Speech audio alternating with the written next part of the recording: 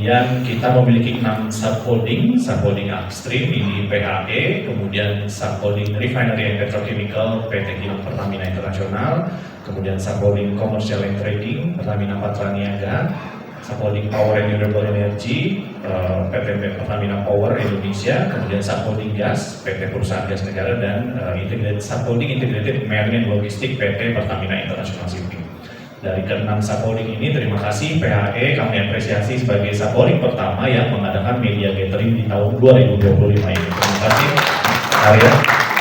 Kemudian ini data statistik saja, di kanan itu jumlah produksi, kemudian jumlah outlet LPG, ini juga lagi rame ya belakangan, kemudian data-data singkat saja, kemudian yang paling kanan bawah itu adalah kontribusi pajak dan juga PNBP Pertamina Group dari tahun 2020 sampai 2023 dari grafik cukup terus meningkat kontribusi kita kepada negara. Oke, ini visi misi Pertamina yang baru tahun lalu, akhir tahun lalu juga kembali kami melakukan penyegaran terkait visi dan misi ini sesuai juga dengan rencana jangka panjang perusahaan yang sudah disahkan oleh Kementerian BUMN. Kalau ini akhlak semua sudah paham. Ya, ini struktur organisasi Pertamina Persero di holding dipimpin oleh Pak Direktur Utama Pak Simon Awesius Mandiri, kemudian ada Wakil Direktur Utama Pak Wiko Migantoro, kemudian sebelah kiri ada Direktur Strategi dan Portofolio dan Pengembangan Usaha, kemudian Direktur Logistik dan Infrastruktur, Direktur Keuangan, Direktur seperti Pelita Air Service, kemudian Patra Jasa yang membawahi aset kita yang sedang kita tempati hari ini, Patra Bali. Oke, jadi ini sekilas saja tentang proses bisnis Pertamina, Bapak Ibu. Jadi kita mulai paling kiri di sektornya upstream, jadi ada minyak dan gas di situ ya, fosil. Kalau kita gerak pelan-pelan ke kanan, jadi semua yang kita ambil dari upstream kemudian diolah di pengolahan, kemudian di ujung kanan itu baru kita distribusikan melalui subholding commercial and trading, baik itu oil and gas maupun juga new renewable energy yang dihasilkan oleh Pertamina Power Indonesia. Jadi ini kurang lebih proses bisnisnya dari hulu ke hilir Pertamina sebagai perusahaan terintegrasi di bidang energi. Ya, ini beberapa perusahaan yang berada di bawah naungan masing-masing subholding, jumlahnya cukup banyak. Saya tidak perlu cukupkan satu persatu, tapi supaya menjadi gambaran Bapak Ibu bahwa memang bahwa Pertamina ini bergerak di bidang hulu sampai ke hilir, termasuk juga jasa-jasa pendukung seperti rumah sakit, penerbangan, hospitality seperti Patra Jasa yang kita tempati sekarang ini.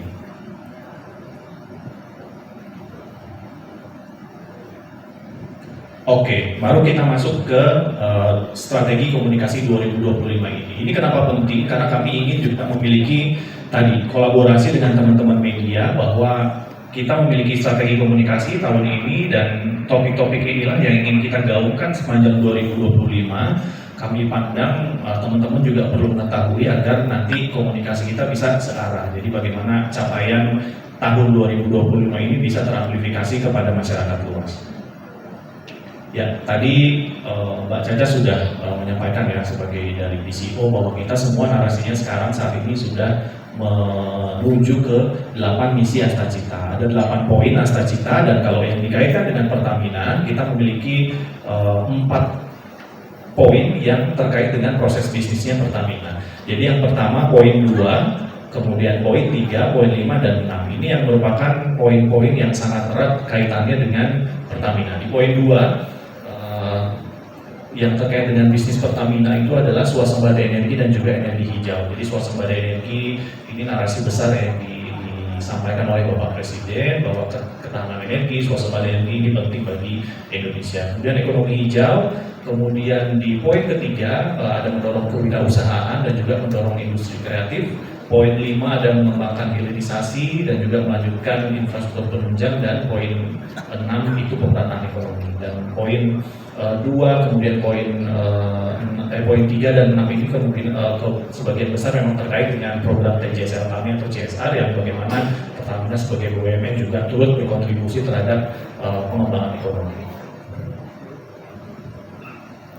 Ya, kalau tadi kita bicara soal Astacita dari sudut pandang pemerintah ya, kemudian secara perusahaan, Pertamina juga memiliki RJPP yang sudah disahkan oleh Kementerian BUMN untuk 2025 sampai 2029. Jadi kami namakan strategi kami selama sampai tahun 2029 itu dual growth strategy. Yang pertama sebelah kiri maximizing legacy business. Ini artinya kita masih terus mendorong existing business yang saat ini masih kami lakukan, fossil fuel, kemudian peningkatan produksi hulu migas, kemudian bisnis gas terintegrasi, kilang minyak juga terus kita selesaikan, dan juga transformasi bisnis BBM dan juga retail. Ini bisnis existing yang kami lakukan saat ini masih akan terus kita optimalkan.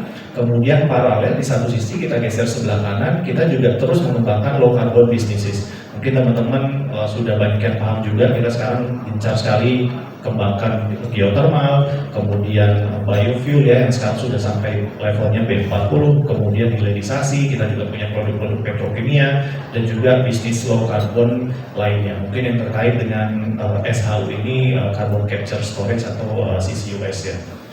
Itu dari sudut pandang perusahaan. Jadi tadi kalau kita sudah bicara sudut pandang pemerintah, kemudian kita kolaborasikan dengan RJPP Pertamina, kita turunkan lagi menjadi 4 pilar penting strategi komunikasi kita yang kita gaungkan sepanjang 2025.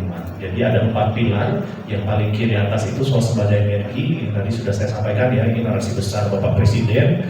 Ini kami juga sudah sosialisasikan 4 pilar ini kepada seluruh Pertamina Group ya. Kami sudah sampaikan juga ke Kementerian BUMN ini. Jadi 4 pilar ini, yang pertama tadi saya ulangi, swasembada energi. Ini pilar mencakupi isu apa aja sih? Produksi hulu jelas, nanti mungkin ada update dari Pak Muharram ya terkait dengan produksi hulu, kemudian upgrading kilang, ini kilang Balikpapan juga hampir selesai, insya Allah tahun ini selesai RDP-nya, kemudian bisnis gas juga terus kita dorong, Jargas, kemudian shipping, perkapalan, bisnis pemasaran, dan juga pasar internasional. Itu dari pilar swasembada energi yang mungkin terkait erat dengan supporting upstream dengan peningkatan produksi. Kemudian ke bawah energi hijau, ini kita dorong terus topik terkait dengan geothermal, biofuel, hilirisasi sumber daya alam, low carbon bisnis lainnya. Jadi ini 2 pilar sebelah kiri yang terkait dengan produksi ya, yang terkait dengan ketahanan dan juga swasembada energi.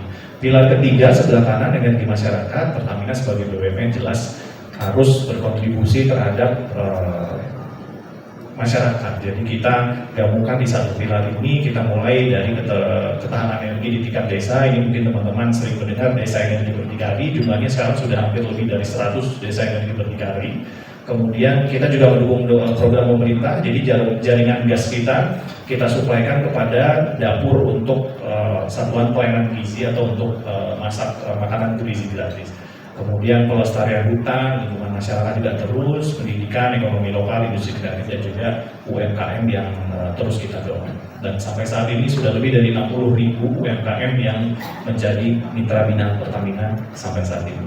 Kemudian ke bawah ini terkait dengan bisnis berkelanjutan atau operasional perusahaan. Pertamina juga sebagai perusahaan yang harus terus mengupgrade ya, memiliki standar HSSC kelas dunia, transformasi bisnis keberlanjutan, ESG, SDM, DEI, dan juga advokasi lainnya. Jadi kurang lebih 4 pilar ini, Bapak Ibu, teman-teman semua yang akan kita gaungkan terus di sepanjang tahun 2025, termasuk juga seluruh subholding yang masing-masing terkait dengan pilar-pilar ini. Ya. Mungkin tadi terkait dengan strategi komunikasi yang merujuk pada Astacita dan juga RJPP perusahaan, dan kemudian dari kami holding corporate communication mungkin perlu juga merefresh informasi ini ya, bahwa kami di corporate communication holding memiliki 3 fungsi. Jadi sebagai internal communication, kami juga mensosialisasikan kebijakan pemerintah, kebijakan perusahaan terhadap internal perusahaan.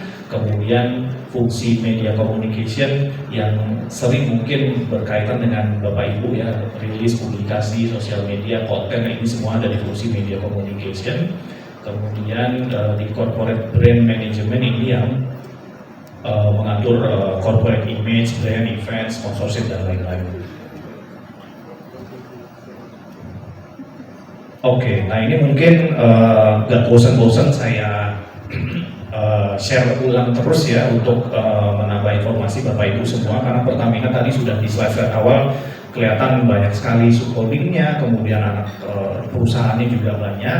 Tentu kami juga memiliki SOP atau pedoman bagaimana kami menerapkan siapa yang berhak bicara ketika memang informasinya dibutuhkan oleh teman-teman.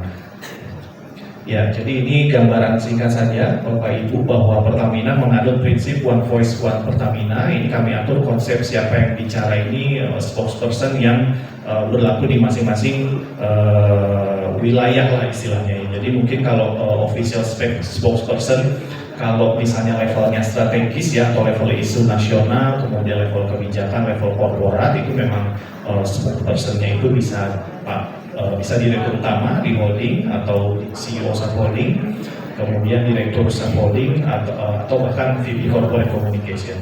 Kemudian kita geser ke yang warna biru. Jadi kalau misalnya teman-teman mau menanyakan sesuatu yang terkait operasional, ini bisa ke VP Corporate Communication, kemudian bisa ke direktur subholding atau corporate secretary masing-masing subholding seperti Mas Arya di subholding Upstream, dan juga ada Mbak Evi di sini ya, PHR yang baru saja dilantik minggu lalu menjadi corporate secretary Pertamina Hulu Rokan. Selamat Mbak Evi. Boleh tepuk tangan Mbak Evi. Nah, nanti kalau nanya-nanya soal Rokan boleh ke Mbak Evi, dipersilakan. Kemudian kalau di level marketing operational region juga bisa ke GM masing-masing region, dan juga atau manager communication relation di masing-masing area. Jadi ada apa namanya, siapa yang berotoritas untuk bicara di masing-masing wilayah. Kemudian untuk menanyakan hal-hal non operasional ya seperti stakeholder, kemudian CSR, kemitraan, itu juga bisa langsung ke corporate secretary masing-masing, GM-nya subholding masing-masing, dan juga manajer komplel. Nah, kemudian yang keempat yang mungkin sering ya terjadi ketika ada krisis atau isu-isu sensitif, itu juga kita menentukan sesuai dengan levelingnya ya. Jadi misalnya terjadi sesuatu di contoh misalnya di Balikpapan gitu ya, tentu yang akan bicara di awal itu adalah region di Balikpapan, karena untuk menanggulangi teman-teman pers yang ada di lokasi di Balikpapan. Nanti ketika sudah meningkat akan menjadi korseknya subholding yang mengalami insiden tersebut. Ketika memang sudah terjadi isu nasional, stakeholders, pemerintah pusat sudah melihat ini sebagai isu, baru kami di holding terlibat juga. Jadi ini mudah-mudahan menjadi gambaran Bapak Ibu jika ingin menanyakan sesuatu, baik itu strategis, operasional, non-operasional, ataupun krisis, bisa menghubungi langsung narasumber-narasumber yang ada di slide ini. Kami juga mohon bantuan mungkin ini kepada Pertamina Group yang di region masing-masing juga terus memperkenalkan diri ya, karena di Pertamina ini kurang lebih terjadi pergantian orang ini, pergantian pemain ini cukup cepat. Jadi kami juga terus mengimbau teman-teman yang di region memperkenalkan diri ke teman-teman media lokal khususnya. Jadi ketika terjadi sesuatu bisa langsung menghubungi yang bersangkutan. Oke, itu aja singkat mungkin apa yang baik dari itu. Source-nya nanti dari mana, kemudian faktor keekonomian dan lain-lain. Untuk yang utang sendiri mungkin sederhananya memang yang pertama keekonomiannya belum sesuai begitu ya, termasuk juga dengan source-nya. Jadi kan kalau di Kalimantan Timur yang sedang kita dorong ini adalah Balikpapan yang sudah existing, kemudian di RDMP-kan sehingga kapasitasnya bisa meningkat menambah 100.000 barel per hari ya kapasitasnya nanti. Jadi itu mungkin secara sederhananya ya Pak Ahmad. Kemudian tadi yang swasembada energi ya Bapak Edi Mbak. Jadi ini narasi besar yang disampaikan Bapak Presiden. Tentu kami Pertamina ya harus support terkait swasembada energi. Tapi kami memahami swasembada energi di sini apa sih? Jadi swasembada itu kan artinya self sufficient. Artinya kita bisa memenuhi kebutuhan diri kita ya. Dan tadi Bapak mungkin hanya fokus terkait produksi lifting. Padahal energi itu nggak hanya dari lifting Pak. Makanya tadi saya sampaikan ada low carbon business atau energi baru terbarukan. Ada biofuel, ada geothermal, ada macam-macam lah. Kemudian tadi kita juga punya program yang dari desa itu Pak, Desa Energi Berdikari. Itu jumlahnya sudah lebih dari 100 desa yang sudah self-sufficient dari bidang energi. Sumbernya itu macam-macam. Jadi ada satu desa yang sumbernya dari PLTS, dari sinar matahari, kemudian ada dari gas metana, sampahnya dikumpulkan, di-trap di satu tempat, kemudian ditutup, gasnya itu dialirkan ke rumah-rumah yang ada di desa tersebut untuk masak. Jadi itu yang kami sebut adalah swasembada energi. Jadi tidak hanya melulu soal lifting minyak, lifting gas, tapi juga ada sumber-sumber lain yang Indonesia ini memiliki sumber yang cukup banyak, termasuk CPO tadi, Pak Cacat, bukan PCO ya. CPO, Indonesia ini kan kaya ya akan crude palm oil, makanya kami pemerintah juga punya program sampai B40 tahun ini. Jadi di blending antara minyak kelapa sawit dan juga solar. Jadi itu Pak pemahaman swasembada energi. Kalau ditanya kita optimistis atau enggak, ya tentu kita harus optimistis. Karena satu tadi, secara produksi tren juga mungkin boleh dicek nanti Pak Muhara bisa update. 10 tahun tren produksi migas kita itu meningkat kurang lebih 78% kalau tidak salah. Dan jangan lupa bahwa di Indonesia ini bukan hanya Pertamina yang mengurusi lifting ya, tapi juga ada K3S lain yang juga ikut berkontribusi. Dan secara kontribusi Pertamina 68%